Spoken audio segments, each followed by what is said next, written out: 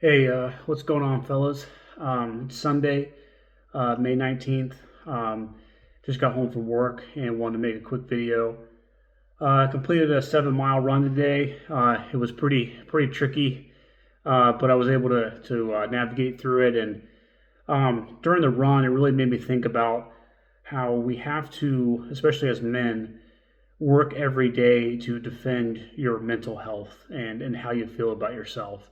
And it's it's a tough world to live in as a man for sure, because there's a lot of pressure, a lot of responsibilities that you have to deal with and navigate, and then there's also the pressure we put on ourselves, right? So it's like you feel like you're not living up to an expectation or trying to be something that you're not, and working towards that. But I find especially with running and long distance running, there's comes a moment where you are so in tune with yourself because there's no one else, around. I'm just running around this track. People probably think I'm crazy, for running 20 21 laps, something like that. But it's you get to this moment where it's like, man, this sucks, and you have to play these games with yourself to say, okay, what's my goal? I'm working towards 7 miles today, so you have to chunk the task up into small sections so you can move through it,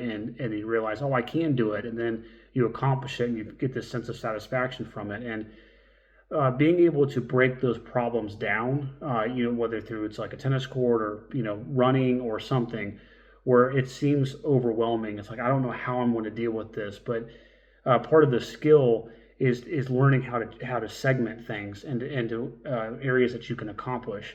And I think when we can do that as men, you get a small bite of confidence each time, so that it starts to build up into a bigger feast, right? So it's it can be difficult to maintain that confidence, especially if you're really self-critical.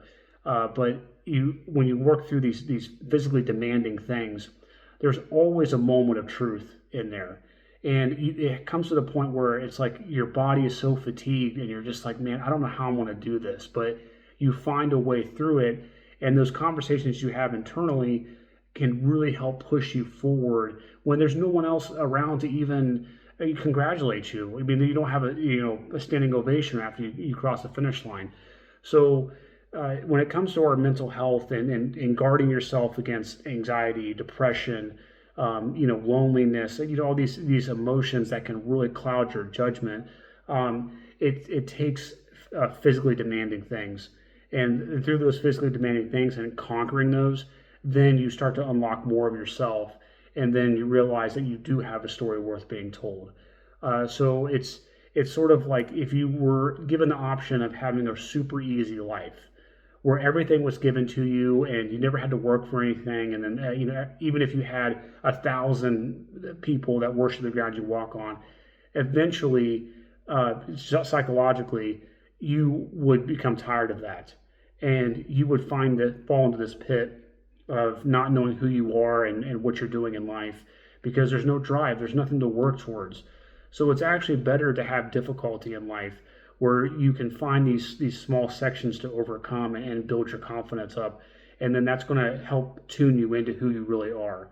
So if you're going through a rough patch, and of course, I'm making these videos for myself as well, but if you're going through a rough patch, just try to find something that is difficult and that you can break into small sections, and that can move you towards a more positive goal that you're working towards, and it can really, really help unlock more in here.